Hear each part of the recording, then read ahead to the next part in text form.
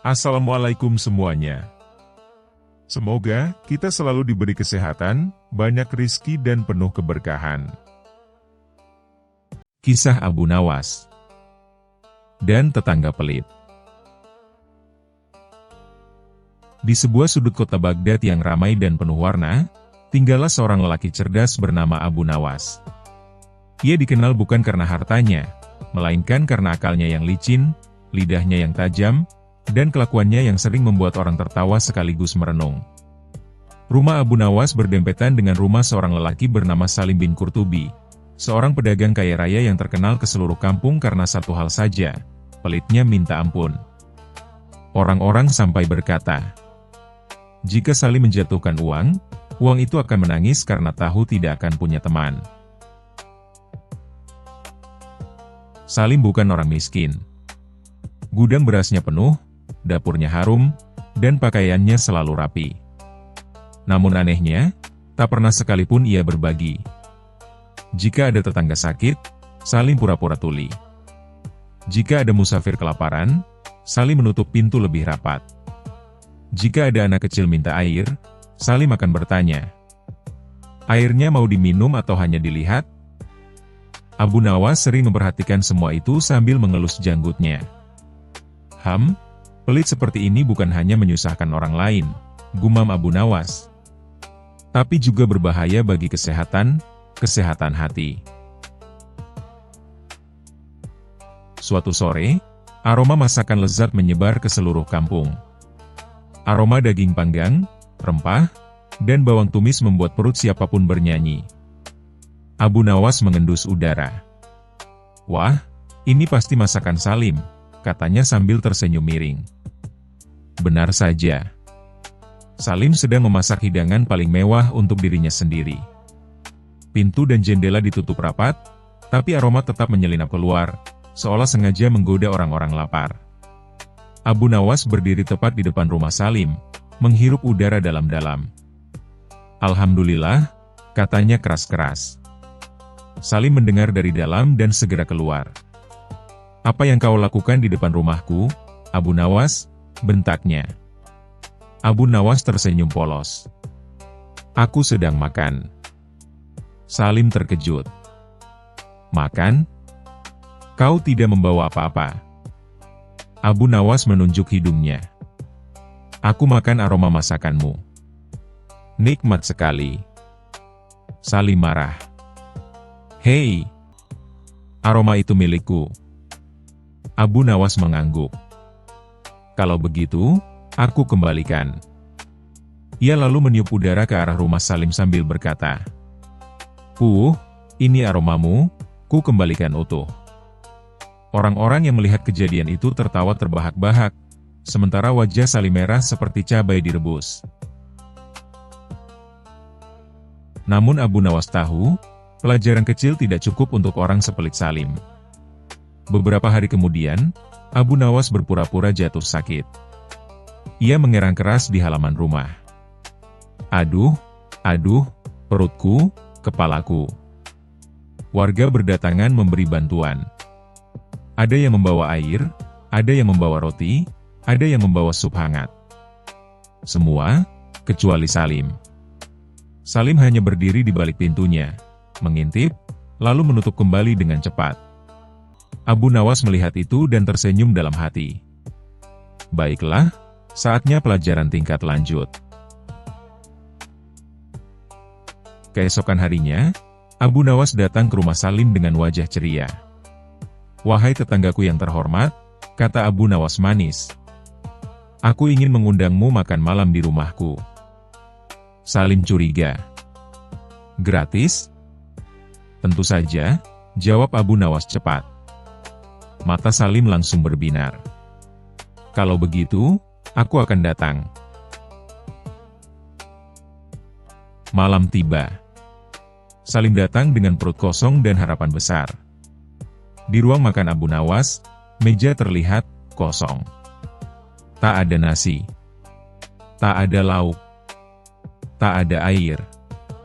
Salim bingung. Mana makanannya? Abu Nawas duduk tenang sambil tersenyum. Silakan, katanya. Nikmati. Nikmati apa? Bentak Salim. Salim marah.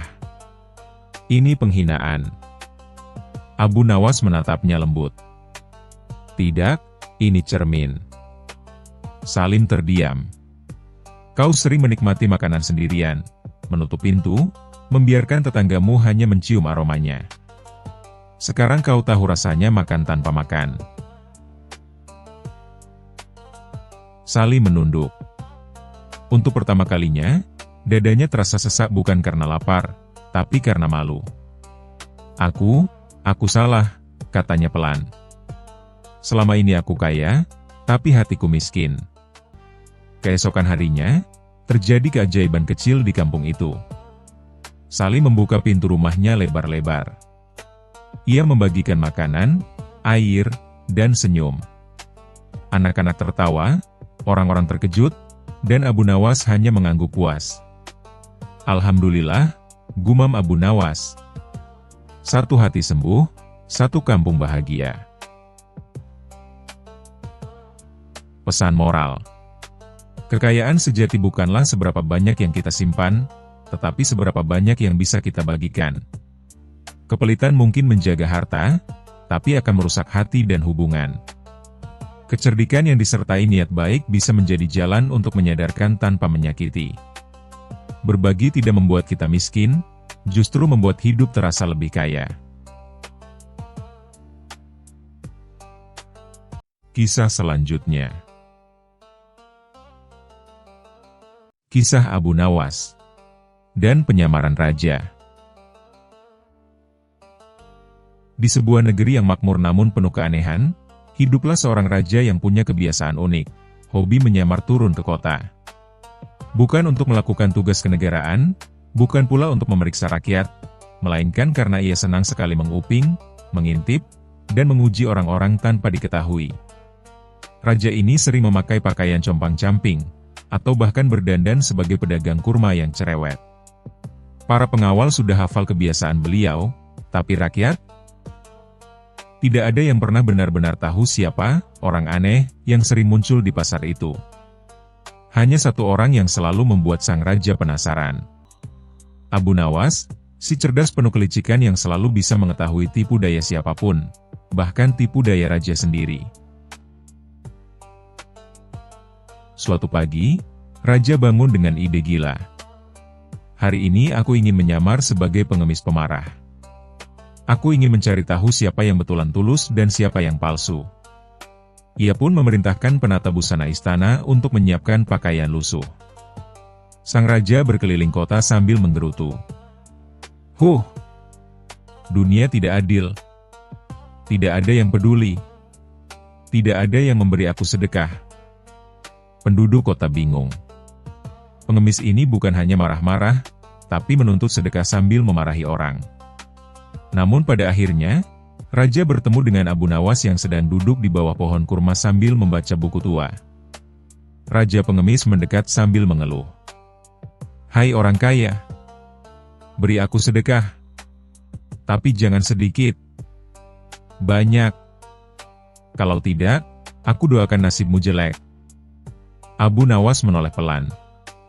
Ia tersenyum, sangat pelan. Wahai pengemis, katanya, kau ini pengemis atau raja yang menyamar?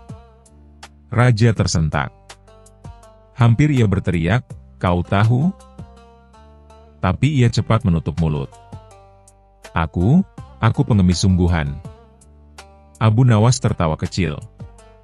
Pengemis macam apa yang pakai cincin emas di jari telunjuk? Raja langsung menyembunyikan tangannya.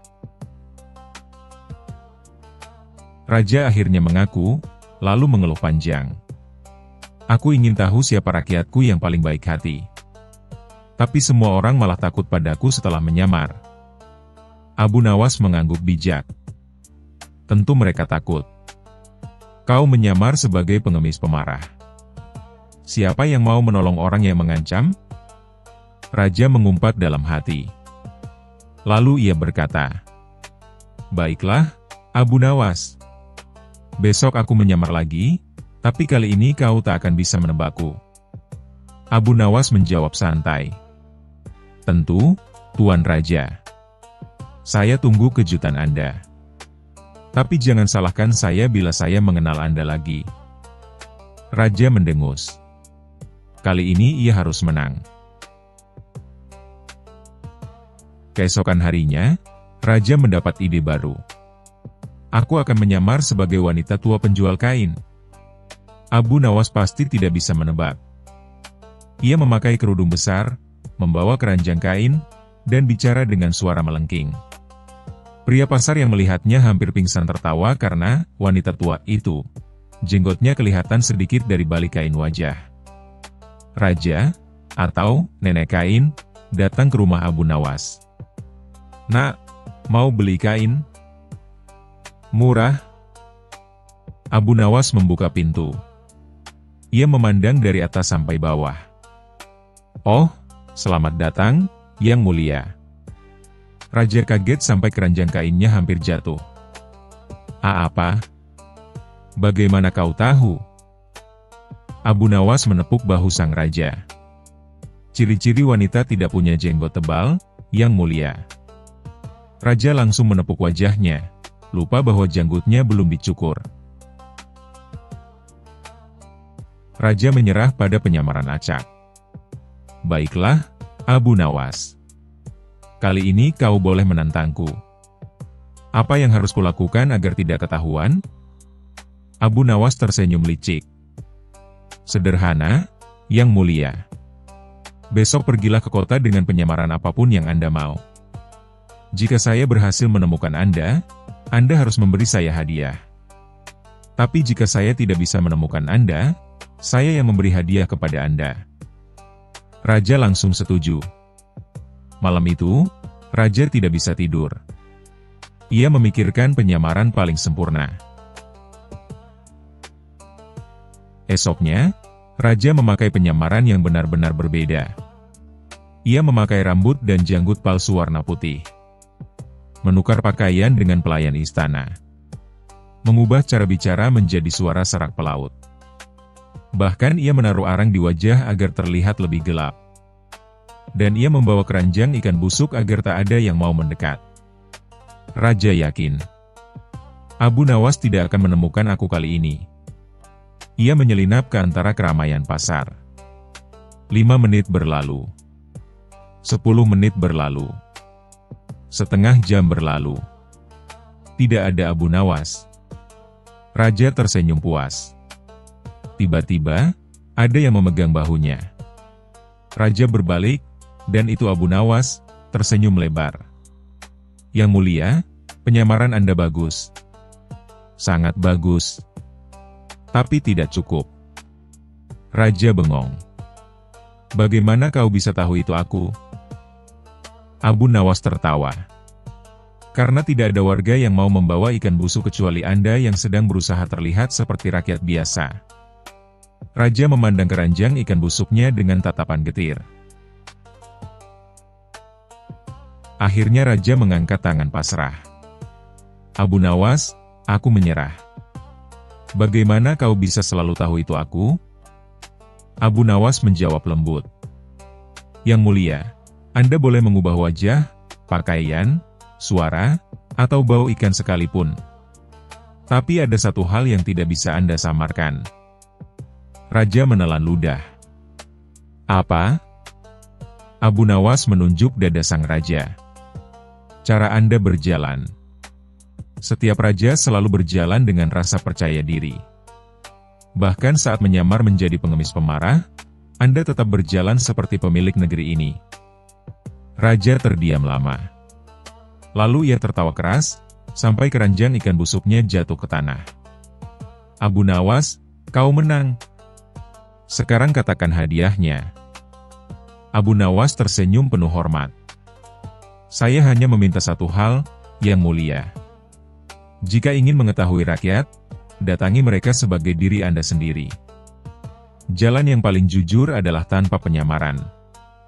Raja terharu. Kau memang penasihat paling cerdik yang kumiliki.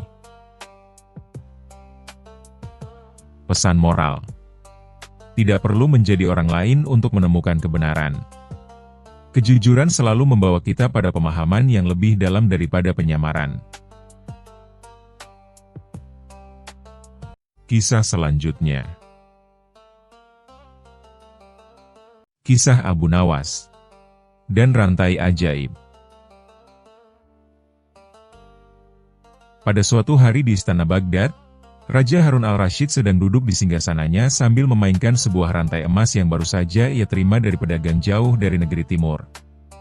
Rantai itu berkilau indah, terbuat dari emas murni dan dihiasi batu permata kecil di setiap sambungannya. Namun, menurut sang pedagang, rantai itu bukan rantai biasa. Rantai ini, tuanku, kata si pedagang penuh percaya diri, adalah rantai ajaib. Tak ada pedang, kapak, bahkan api yang mampu memutusnya. Ia kuat dan tak tergoyahkan, seperti janji para dewa. Raja yang terkenal suka hal-hal aneh dan ajaib pun tertarik. Ia segera menguji rantai itu di depan para pengawal. Coba pukul dengan pedangmu, titah raja. Para pengawal satu persatu mencoba. Pedang baja, kapak tajam, bahkan palu besi dipukulkan ke rantai itu. Namun benar saja, rantai itu tetap utuh tanpa goresan sedikit pun. Luar biasa, seru raja penuh takjub. Rantai ini benar-benar tidak bisa diputus. Namun kemudian, seperti biasa, rasa penasaran raja berubah menjadi tantangan untuk Abu Nawas. Panggilkan Abu Nawas ke istana. Aku ingin melihat apakah otak liciknya bisa memutus rantai ini. Abu Nawas datang dengan wajah tenang, sorban putih melilit kepalanya, dan jubah sederhana menutupi tubuhnya. Ia menunduk hormat kepada raja sambil tersenyum kecil. Abu Nawas, ujar raja dengan nada menggoda, aku punya rantai ajaib yang tak bisa diputus oleh manusia manapun di muka bumi ini. Tapi karena kau terkenal paling licik dan paling pandai, aku ingin memberimu tugas, putuskan rantai ini tanpa merusaknya. Abu Nawas mengangkat alisnya. Tanpa merusak, tuanku? Bukankah jika kupotong artinya sudah rusak? Benar, jawab raja, jadi kau harus membuat rantai ini terpisah, tapi tidak rusak. Kalau kau gagal, kau akan tinggal di penjara selama seminggu. Para menteri dan pengawal tertawa mendengar tantangan itu. Nah, kali ini Abu Nawas pasti tak bisa lolos. Abu Nawas pura-pura berpikir keras. Ia menatap rantai itu lama sekali, mengelilinginya, menggoyang-goyangnya, lalu tiba-tiba berkata, Tuanku, izinkan saya membawa rantai ini pulang semalam saja. Saya butuh waktu untuk memikirkannya. Raja mengizinkan, sambil menahan tawa. Baik, tapi jangan coba-coba lari. Abu Nawas mengangguk, lalu membawa rantai itu pulang. Sepanjang jalan, ia tertawa pelan, hahaha, rantai yang tak bisa diputus, katanya. Mari kita lihat. Keesokan paginya, Abu Nawas datang kembali ke istana dengan membawa rantai itu. Raja tersenyum penuh keyakinan. Nah, Abu Nawas, sudahkah kau memutus rantai itu? Abu Nawas meletakkan rantai itu di hadapan raja dengan santai. Sudah, tuanku. Raja menatap. Rantai itu kini terbagi menjadi dua bagian. Namun anehnya, tidak ada bekas potongan sama sekali. Setiap mata rantai tampak utuh, seperti tidak pernah disentuh alat apapun. Raja dan semua orang terkejut. Bagaimana bisa? Kau memutus rantai ini, tapi tidak merusaknya? Abu Nawas tersenyum lebar dan berkata, sederhana saja, tuanku. Saya tidak memutus rantai ini dengan pedang, api, atau alat apapun. Saya hanya membuka satu sambungan kecil di ujung rantai, kemudian mengeluarkan satu mata rantai, dan menyambungnya kembali menjadi dua rantai kecil yang utuh. Jadi rantainya tidak rusak, hanya saya ubah menjadi dua. Raja terdiam sejenak, lalu menepuk dahinya sambil tertawa terbahak-bahak. Abu Nawas, hanya kau yang bisa berpikir seperti itu. Aku berkata, putus tanpa merusak, dan kau melakukannya dengan cara paling licik. Para menteri pun ikut tertawa. Ada yang sampai menepuk lutut, ada juga yang geleng-geleng kepala. Raja kemudian berkata sambil menahan tawa. "Baiklah, Abu Nawas. Karena otakmu lebih tajam daripada pedang manapun di istana ini, kau berhak mendapatkan hadiah." Abu Nawas berterima kasih sambil tersenyum. "Terima kasih, tuanku. Dan sebagai gantinya, saya sarankan agar rantai itu disebut rantai Abu Nawas, karena ternyata satu-satunya hal yang tak bisa memutusnya hanyalah akal sehat raja sendiri." Semua orang tertawa terbahak-bahak, termasuk raja yang akhirnya mengakui. "Benar, Abu Nawas. Kadang sesuatu yang tampak mustahil bisa diselesaikan hanya dengan cara berpikir yang berbeda." Pesan moral: jangan langsung percaya bahwa sesuatu mustahil hanya karena terlihat sulit. Kadang, bukan kekuatan atau alat yang dibutuhkan untuk menyelesaikan masalah, melainkan akal, logika, dan sedikit kelicikan yang cerdas. Dan seperti Abu Nawas, selalu ada jalan keluar, asal mau berpikir dengan cara yang tak biasa. Kisah selanjutnya. Kisah Abu Nawas dan perdebatan para ulama. Di sebuah pagi yang cerah di kota Baghdad, suasana pasar begitu ramai dan riuh. Orang-orang berdesakan membeli barang, para pedagang berseru menawarkan dagangan, dan aroma rempah bercampur dengan bau roti panggang yang baru keluar dari tungku. Di tengah keramaian itu, seperti biasa, berjalanlah seorang pria sederhana namun terkenal karena kecerdasannya, Abu Nawas. Dengan sorban putihnya yang rapi, janggut hitamnya yang terawat, serta rompi warna tortilla yang khas, ia tampak tenang, meski pikirannya selalu dipenuhi ide-ide gila yang sulit ditebak siapapun. Hari itu, Abu Nawas tidak menuju istana seperti biasanya. Ia sedang mencari ketenangan di tepi sungai untuk menulis puisi. Namun, ketenangan itu sirna ketika seorang pelayan istana datang tergopoh-gopoh. "Wahai Abu Nawas, Amirul Mukminin memanggilmu segera ke istana. Katanya, ada perkara besar yang membutuhkan kebijaksanaanmu." Abu Nawas mendesah panjang. "Perkara besar atau perkara yang membuat kepalaku pusing lagi?" katanya sambil tersenyum miring. Namun, seperti biasa, ia menuruti panggilan itu. Setibanya di istana, Abu Nawas disambut oleh suasana yang tidak seperti biasanya. Di aula utama, terlihat para ulama, kadhi, hakim agama, dan cendekiawan duduk berbaris, dengan wajah serius. Mereka tampak sedang membicarakan sesuatu yang sangat penting. Di atas singgasananya, Raja Harun al-Rasyid terlihat bingung, wajahnya antara kagum dan pusing. "Abu Nawas," serunya lega begitu melihat si cerdik itu datang. "Syukurlah kau datang. Aku benar-benar butuh bantuanmu kali ini." Abu Nawas menunduk sopan. "Apakah ada musuh menyerang kerajaan, tuanku? Atau mungkin harta kerajaan hilang lagi?" Raja menggeleng cepat. Bukan. Ini lebih pelik dari itu. Para ulama besar kita sedang berdebat. Dan tak satu pun dari mereka mau mengalah." Abu Nawas memandang ke arah para ulama yang tampak seperti ayam jago siap bertarung di gelanggang. Ia bergumam pelan, "Wah, ini pasti menarik."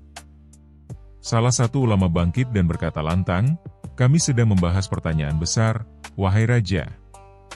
Siapakah yang lebih utama, orang yang banyak beribadah tapi bodoh, atau orang yang berilmu tapi jarang beribadah?" Sontak semua ulama ribut lagi, saling memberi argumen. Suara mereka naik turun seperti badai di dalam masjid. Raja menepuk dahinya. Sudah 3 jam mereka berdebat, tapi belum ada jawaban yang memuaskan. Abu Nawas tersenyum kecil. "Kalau begitu, izinkan hamba mencoba memberi jawaban, tuanku." Abu Nawas maju ke tengah ruangan. Semua mata tertuju padanya. Ia mengusap janggutnya sebentar, lalu berkata dengan santai. Menurutku, yang paling utama adalah orang yang tidak beribadah dan tidak berilmu sama sekali. Ruangan langsung hening.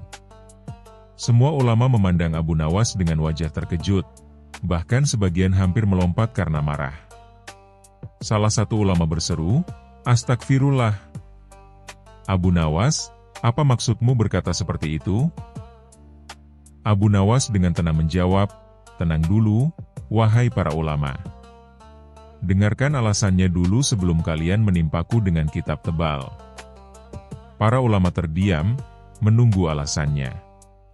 "Begini," lanjut Abu Nawas, "orang yang banyak beribadah tapi bodoh, bisa saja salah dalam ibadahnya karena tak paham ilmunya. Orang yang berilmu tapi jarang beribadah, ilmunya tidak bermanfaat.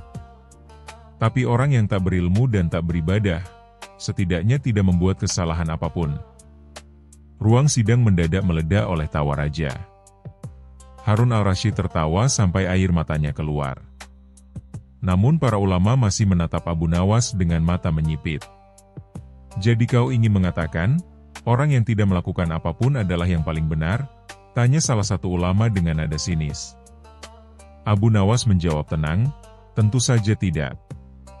Aku hanya ingin mengatakan bahwa kebaikan dan kebodohan tidak bisa dibandingkan dengan hitungan yang kaku.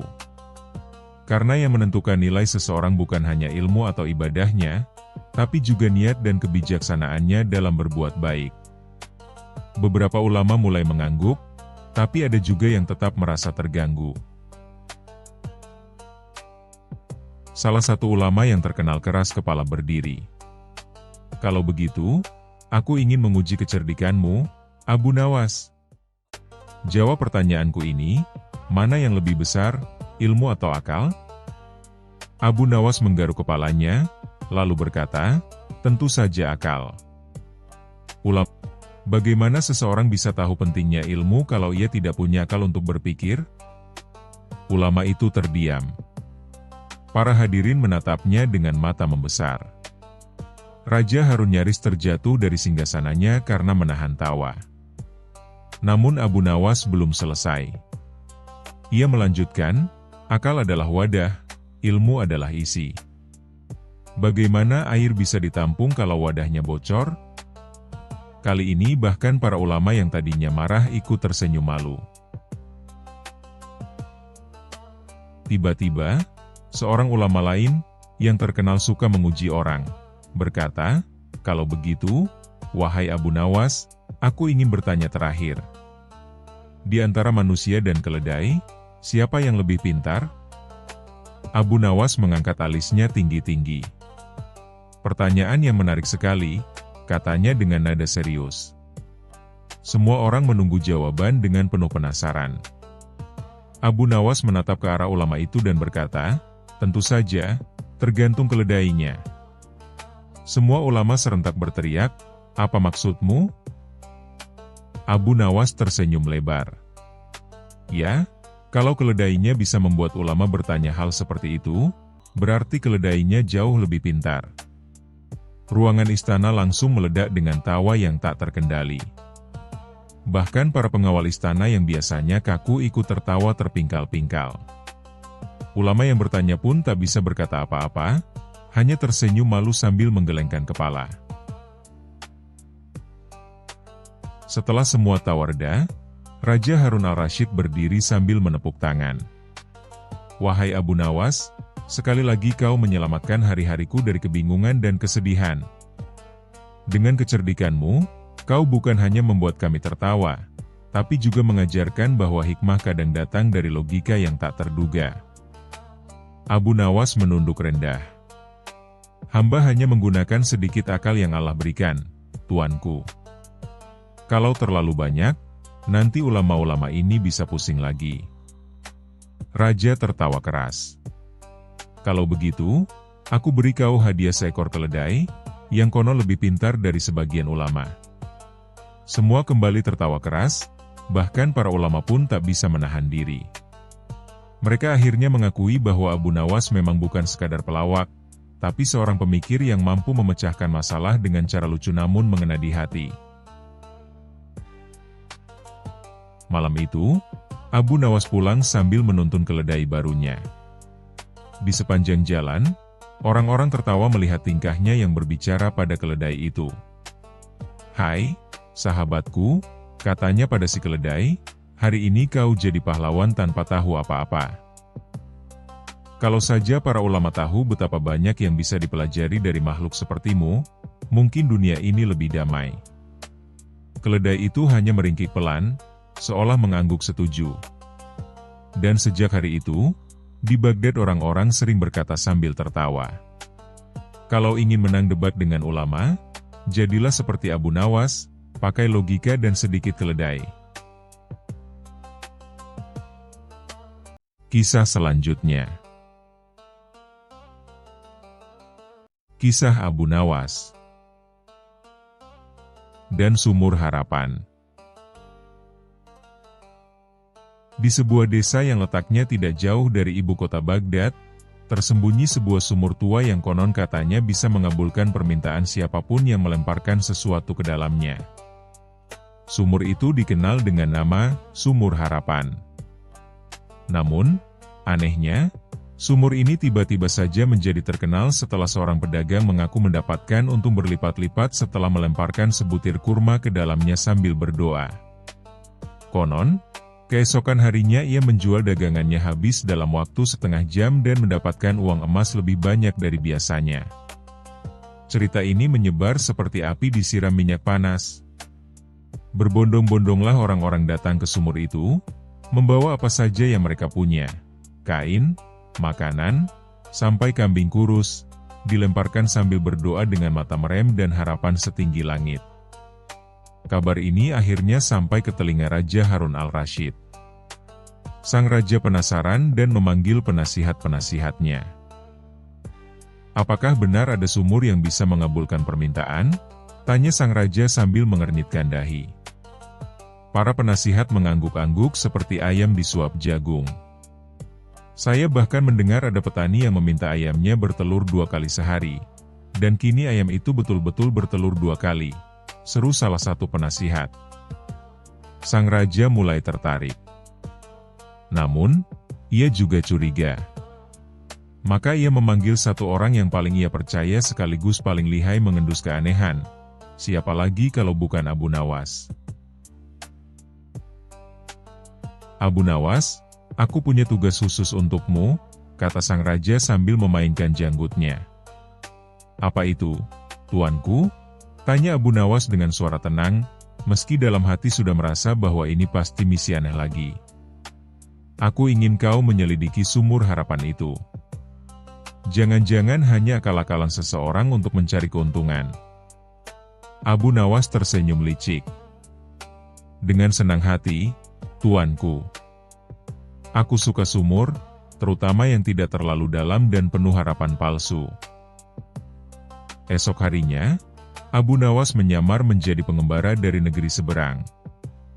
Ia mengenakan jubah kusam dan sorban yang dililit seadanya, lalu berjalan menuju desa tempat sumur harapan berada. Ia membawa 1 kantong batu dan sepotong roti basi. Begitu tiba di sana, ia melihat antrean panjang seperti antre zakat menjelang lebaran. Orang-orang berbisik-bisik penuh harap sambil memeluk barang-barang yang akan dilempar ke dalam sumur. "Semoga aku kaya raya. Semoga mertua pindah rumah. Semoga suamiku jadi pendiam." Permintaan demi permintaan dilempar bersama benda-benda ke dalam sumur. Abu Nawas memperhatikan dengan saksama.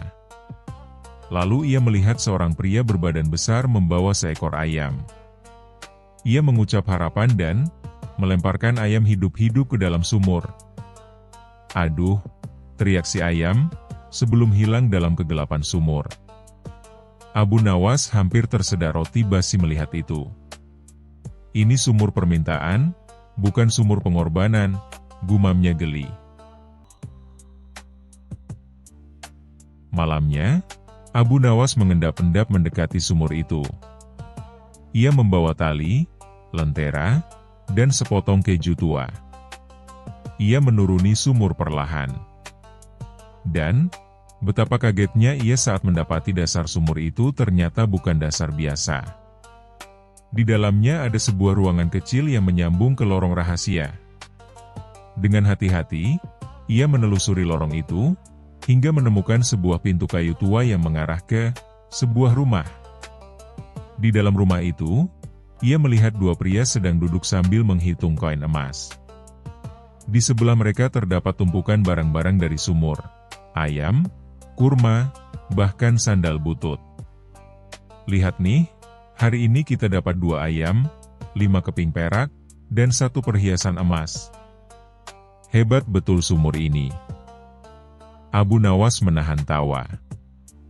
Jadi inilah biang keladinya. Mereka membuat lorong rahasia dari sumur ke rumah ini dan mengambil semua benda yang dilempar orang. Lalu, dengan pura-pura jadi pelanggan palsu, mereka menyebarkan testimoni bohong agar makin banyak yang tertipu. Keesokan harinya, Abu Nawas kembali ke istana dan menghadap raja. "Tuanku, izinkan aku membuat lelucon kecil untuk membongkar penipuan ini," katanya sambil mengedipkan mata. Sang raja mengizinkan. Hari berikutnya, Abu Nawas datang ke sumur, membawa sesuatu yang ditutupi kain. Ia berteriak lantang di depan kerumunan. "Dengarlah semua. Aku telah membuat permintaan kepada sumur ini 2 minggu lalu, dan terkabul. Maka hari ini aku ingin memberinya hadiah khusus sebagai ucapan terima kasih." Orang-orang bersorak. "Apa yang kau bawa?" Abu Nawas membuka kain itu dan tampaklah seekor ular piton besar yang sedang lapar. "Aku persembahkan ular ini untukmu, wahai sumur harapan." Tanpa basa-basi, ia melempar ular itu ke dalam sumur. Orang-orang terkejut. Para penipu di bawah sumur lebih terkejut lagi. Mereka lari terbirit-birit. Salah satunya terpaksa keluar dari lorong dengan jubah koyak karena digigit ular. Penduduk desa geger. Setelah dijelaskan oleh Abu Nawas, barulah mereka sadar bahwa selama ini mereka telah ditipu. Raja Harun al-Rasyid tertawa terpingkal-pingkal saat mendengar cara Abu Nawas menyelesaikan kasus itu. Ular piton. Sungguh ide gila. Kadang untuk membongkar kebohongan, kata Abu Nawas sambil mengangkat alis, kita perlu teman yang bisa mematuk. Raja memberikan hadiah besar untuk Abu Nawas. Sementara itu, sumur harapan resmi ditutup. Kini sumur itu diganti fungsinya jadi tempat pembuangan sandal rusak. Setidaknya lebih bermanfaat daripada jadi tempat penipuan. Dan setiap kali ada orang iseng yang ingin berdoa di sumur itu, Abu Nawas akan berkata, "Kalau mau harapanmu terkabul, jangan buang barang ke sumur. Buang malasmu ke sawah dan doamu ke langit."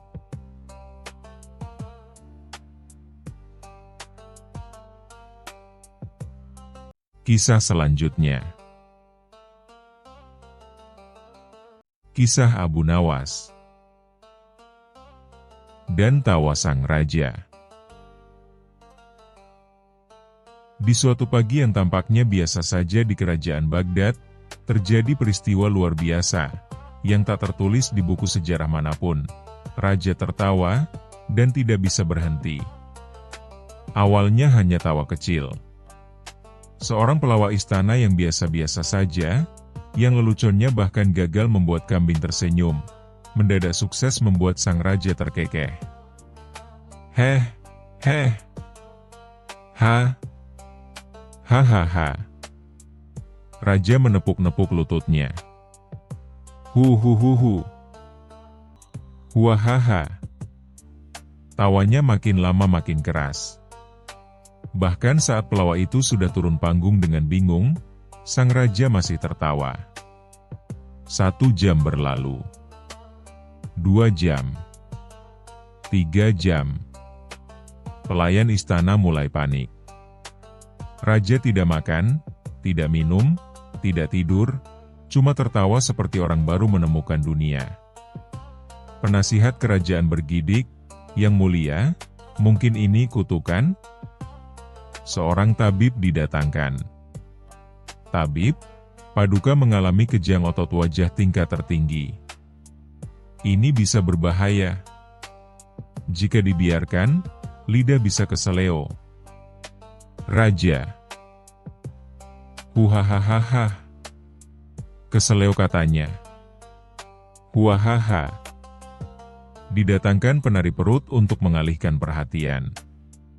Raja malah tertawa lebih keras karena penarinya terpeleset kulit pisang yang dibuang menteri. Didatangkan penyair suram. Raja tertawa karena penyair itu menangis sendiri mendengar puisinya. Didatangkan pendeta, dukun, hingga pemain sulap yang mengeluarkan kucing dari jubahnya. Semua gagal. Sampai akhirnya, seseorang berteriak, "Panggil Abu Nawas."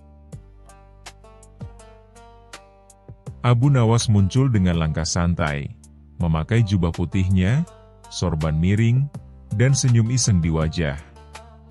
Begitu melihat sang raja tertawa dengan wajah merah seperti kepiting rebus, Abu Nawas mengelus janggutnya dan berkata, "Apakah Paduka sedang bersaing tawa dengan jin gurun?" Raja langsung tertawa makin histeris, "Hahaha. Siapa dia ini? Bawa dia ke sini." "Hahaha." Para menteri mulai berbisik. Berani-beraninya dia bicara begitu. Kalau gagal, bisa digantung terbalik. Tapi Abu Nawas tetap tenang. Ia pun berkata, "Yang mulia, sebaiknya saya tidak menyuruh Anda berhenti tertawa. Tapi izinkan saya menguji kekuatan tawa Anda." Keesokan harinya, Abu Nawas datang membawa 4 benda. Seekor ayam jantan yang memakai sepatu kulit domba, seekor kucing yang memakai mahkota mainan, sebuah cermin besar berbingkai emas, dan sebuah tandu yang berisi bayi kambing. Para menteri terperangah. Ini mau menyembuhkan raja atau bikin sirkus? Jangan-jangan Abu Nawas sudah gila. Tapi raja terlihat penasaran di tengah tawanya. Abu Nawas berkata, "Paduka, saya persembahkan pertunjukan kerajaan yang belum pernah Anda lihat." Ia memulai. Ayam jantan disuruh berdansa dengan musik kecapi. Ayam itu berputar-putar, lalu terpeleset, lalu terbang ke kepala menteri tua. Kucing naik tahta, mengangkat satu kaki, dan jatuh tertidur. Bayi kambing tiba-tiba mengembik keras, dan buang angin. Seluruh istana terguncang menahan tawa. Tapi raja tertawa sampai pingsan. Betul. Raja pingsan karena terlalu keras tertawa. Wajahnya merah, badannya lemas, dan akhirnya diam. Panik? Tentu. Semua berlari. Tabib datang. Abu Nawas tetap tenang. Ia membuka cermin besar di depan wajah sang raja. Dan saat raja membuka mata, ia melihat wajahnya sendiri. Berantakan, rambut seperti rumput terbakar, mulut berbusa, dan raja pun melotot, lalu berkata pelan, "Siapa makhluk aneh ini?" Semua mendadak hening. Sang raja tidak tertawa. Menteri berbisik, keajaiban terjadi. Raja bangkit perlahan, memegangi perutnya, dan berkata, "Perutku, rasanya seperti habis ditinju gajah." Abu Nawas menimpali. Paduka telah membuktikan bahwa tertawa adalah obat, tapi jika diminum 48 jam non-stop, obatnya jadi racun. Raja mengangguk sambil memijat dagunya.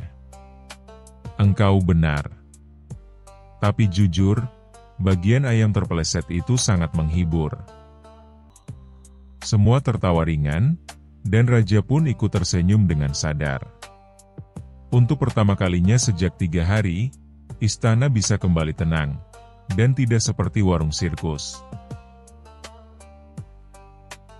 Sebagai tanda terima kasih, raja hendak memberi Abu Nawas 10 kantong emas. Tapi Abu Nawas berkata, "Hamba hanya ingin satu permintaan kecil, Paduka." "Apa itu?"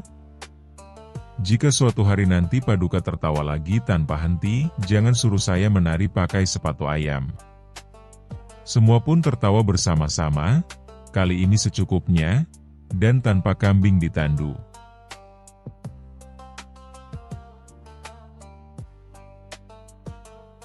Kisah selanjutnya.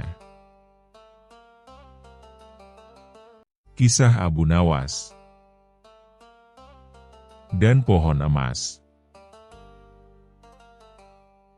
Pada suatu hari yang cerah di kerajaan Baghdad, cerah karena belum hujan utang dan belum turun pajak mendadak, Abu Nawas sedang duduk santai di bawah pohon sambil minum teh manis 3 sendok gula, karena 1 sendok terlalu realistis. Ia sedang merenungi hal-hal penting dalam hidup, seperti, kenapa kucing bisa tidur 16 jam sehari, dan kenapa tetangga bisa punya 2 istri tapi tetap miskin. Tiba-tiba, datanglah utusan kerajaan berlari-lari kecil seperti orang habis dikejar tukang tagih utang. "Abu Nawas, Raja Harun al-Rashid memanggilmu ke istana." Segera, Abu Nawas berdiri dan bertanya, "Ini panggilan resmi atau hanya undangan makan siang?" "Sangat resmi. Raja butuh kecerdasanmu, bukan perutmu." Dengan malas tapi elegan, Abu Nawas pun berangkat ke istana. Raja Harun al-Rashid tampak gelisah seperti orang baru sadar SIM-nya mati sejak 3 bulan lalu. Ia duduk di singgasananya sambil memandangi sebuah benda aneh. Sebatang pohon emas yang tinggi, berkilauan, dan sangat mencolok seperti flexing di Instagram. "Abu Nawas," kata sang raja, "seorang pedagang datang dari negeri jauh dan membawa pohon emas ini. Ia mengklaim bahwa pohon ini bisa berbuah emas setiap malam bulan purnama. Tapi, sudah 3 kali bulan purnama lewat, dan yang jatuh cuma daun kering, bukan emas." Raja menatap Abu Nawas penuh harap. "Aku ingin tahu, apakah pohon ini asli atau hanya akal-akalan pedagang licik?" Abu Nawas melihat pohon itu dengan gaya sok ilmiah, seolah-olah ia sedang meneliti rahasia alam semesta. Gumam Abu Nawas. "Pohon ini, tampaknya punya masalah psikologis." Semua orang di ruangan tercengang. "Masalah psikologis?" tanya raja heran. "Benar, tuanku. Bisa jadi pohon ini malu mengeluarkan buah emas karena terlalu banyak ditatap. Pohon juga bisa grogi kalau ditonton terus, seperti orang disuruh nyanyi di depan mantan." Raja mengelus jenggotnya. "Lalu bagaimana kita mengetahuinya?" Abu Nawas tersenyum licik. "Beri aku waktu 1 malam. Aku akan membawa pohon ini ke rumahku dan memperlakukannya seperti VIP. Besok, kita lihat apakah dia akan berbuah." Di rumahnya, Abu Nawas tidak memperlakukan pohon itu seperti tamu kehormatan. Sebaliknya, ia mengundang seluruh anak-anak tetangga, membawa palu, dan berkata, "Ayo anak-anak, kita main dokter pohon. Siapa tahu dalam batangnya ada emas." Anak-anak pun dengan riang mengetuk-ngetuk batang pohon. Setelah diselidiki, ternyata di dalam batang emas itu hanyalah plating tipis, emas palsu, dan sisanya hanyalah kayu biasa yang dicat mengkilap. Abu Nawas tertawa terbahak-bahak. Pohon emas ini lebih palsu dari janji diskon 90% di mall pas akhir tahun. Abu Nawas menghadap raja dan menunjukkan potongan batang pohon. "Tuanku, bukan hanya buahnya yang tak ada, Pohonnya pun hanya berlapis emas tipis. Jika emasnya dikumpulkan, mungkin cukup untuk membeli 1 biji gorengan.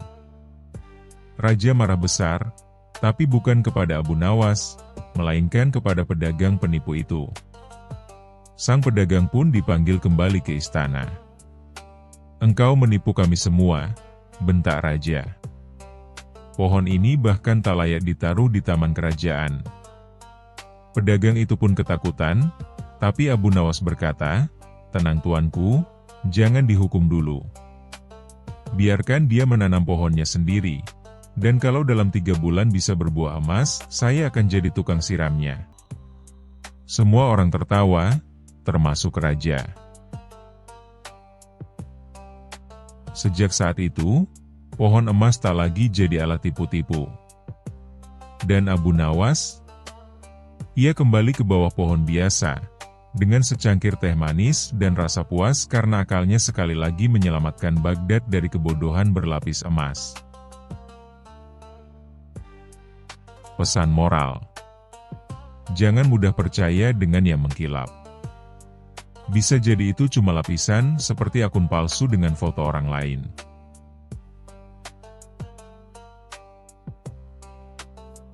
Kisah selanjutnya. Kisah Abu Nawas dan sungai yang berbicara. Pada suatu hari di negeri Baghdad yang penuh keajaiban dan keanehan, sang Raja Harun al-Rasyid merasa bosan. Ia telah menonton para penari, mendengar musik, bahkan membaca puisi-puisi paling indah dari para penyair istana. Tapi tetap saja, rasa bosan itu menempel seperti permen karet di alas sandal. Akhirnya, ia memanggil penasihatnya dan berkata, "Aku butuh hiburan yang tidak biasa. Sesuatu yang belum pernah terjadi sebelumnya. Jangan beri aku penyair atau pemain kecapi. Bawa Abu Nawas ke hadapanku." Penasihat pun mengangguk, dan dalam waktu singkat, Abu Nawas, si pria cerdik berjubah putih dan bersorban yang selalu punya cara licik untuk menghadapi persoalan, sudah berdiri dengan tenang di depan sang raja. "Abu Nawas," kata Harun al-Rasyid sambil mengelus jenggotnya, "aku ingin kau membuktikan sesuatu. Bukan puisi. Bukan teka-teki. Aku ingin kau membuktikan bahwa sungai bisa berbicara." Mendengar itu, Abu Nawas nyaris tersedak udara. "Ampun tuanku. Apakah telinga hamba tidak salah dengar? Sungai bisa bicara?" "Ya. Sungai yang bisa bicara," ujar sang raja dengan semangat. "Aku beri kau waktu 3 hari. Bila kau gagal, siap-siap mandi bukan di sungai, tapi di penjara." Abu Nawas pun pamit dengan wajah pucat seperti kain kafan yang baru dicuci. Ia berjalan pulang sambil menggaruk-garuk kepala yang sebenarnya tidak gatal. Keesokan harinya, Abu Nawas pergi ke pinggir sungai Tigris. Ia berdiri di tepi sungai sambil berbicara seolah-olah sungai itu sahabat lamanya. "Wahai sungai yang agung, sungai kebanggaan Baghdad, apakah kau bisa berbicara padaku?" Tentu saja, sungai hanya bergelombang pelan, seolah-olah tertawa kecil melihat kebodohan manusia. Seorang nelayan yang lewat menatap Abu Nawas dengan dahi berkerut. "Apa kau baik-baik saja, Abu Nawas? Mau kupanggilkan tabib?" "Tidak perlu," kata Abu Nawas, "saya sedang berdiskusi penting dengan air." Nelayan itu pergi sambil menggeleng-geleng. Dan sungai tetap diam, tentu saja. Hari berikutnya, Abu Nawas datang membawa alat aneh, panci besar, wajan, dan sendok kayu. Ia berteriak keras, "Wahai sungai, kalau kau tidak mau bicara hari ini, akan kubuat sop air Tigris dan kusajikan ke seluruh Baghdad." Jangan salahkan aku kalau semua ikan di dalammu ikut jadi lauk. Lagi-lagi, sungai hanya memantulkan sinar matahari, tenang dan tak peduli. Seekor bebek lewat dengan ekspresi lebih bijak dari Abu Nawas sendiri. Malam sebelum hari ketiga, Abu Nawas duduk termenung di rumahnya. Ia menatap ke langit, berharap bulan memberinya inspirasi. Dan tiba-tiba, ting! Otaknya menyala seperti lentera ditiup jin. Kalau sungai tak bisa bicara, ya, aku yang harus membuat orang lain percaya bahwa sungai itu bicara. Keesokan paginya, Abu Nawas pergi ke pasar dan menyewa 2 anak laki-laki yang terkenal paling cerewet dan suka bermain air. Ia menyuruh mereka bersembunyi di balik semak di tepi sungai. Ia memberi mereka tugas yang sangat penting, menjadi suara sang sungai. Abu Nawas mengundang sang raja dan beberapa pejabat ke pinggir sungai. Karpet istana dibentangkan, parasol emas dibuka, dan makanan ringan disajikan. Sang raja duduk dengan senyum sinis. Jadi, Abu Nawas, mana sungai yang katanya bisa bicara itu? Abu Nawas pun melangkah ke tepi sungai dan berseru, "Wahai sungai Tigris, katakan pada kami, apakah kau bisa berbicara?" Tiba-tiba, terdengar suara dari semak. "Aku bisa berbicara, wahai Abu Nawas yang cerdas." Raja melompat dari duduknya. "Apa itu?" "Sungai. Sungai bicara." Lalu terdengar lagi, "Benar, Tuanku Raja. Tapi aku hanya akan bicara kalau Abu Nawas hadir. Aku tidak suka orang yang tidak cerdas." Pejabat istana pun saling menatap. Salah satu menteri bahkan hampir tersedak kurma. Raja tercengang. "Luar biasa. Abu Nawas, sungguh luar biasa. Bagaimana kau bisa membuatnya berbicara?" Abu Nawas tersenyum lebar. "Sederhana, Tuanku. Sungai hanya berbicara kepada mereka yang punya imajinasi dan rasa humor tinggi." Raja pun tertawa terbahak-bahak. "Kau memang gila, tapi aku suka kegilaanmu. Kau bebas dari tugas ini dan berhak atas hadiah." "Hadiah apa, Tuanku?" tanya Abu Nawas dengan mata berbinar. "Sungai itu sendiri. Mulai hari ini, kau bebas mandi, memancing, dan berteriak di sungai sesukamu."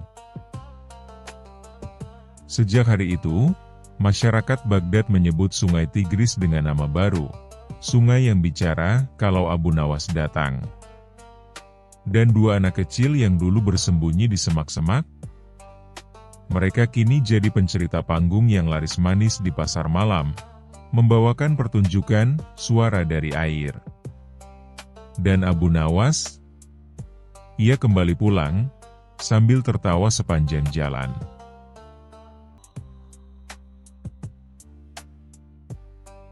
Terima kasih sudah menonton. Jangan lupa like dan subscribe. Semoga keberkahan selalu dianugerahkan kepada kita semua. Wassalamualaikum.